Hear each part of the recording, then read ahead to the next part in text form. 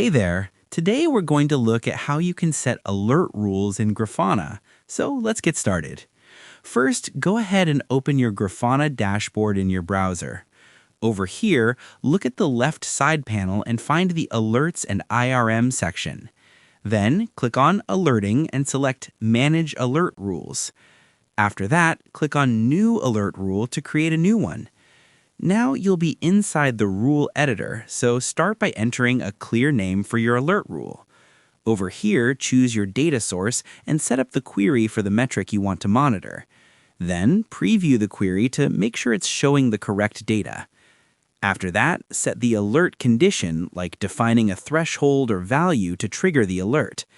Now add a folder and labels to keep your alerts organized properly.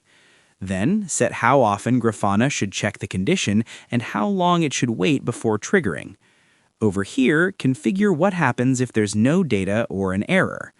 After that, select your contact point to decide where notifications should be sent. Then, customize the alert message with useful details like metric values or dashboard links.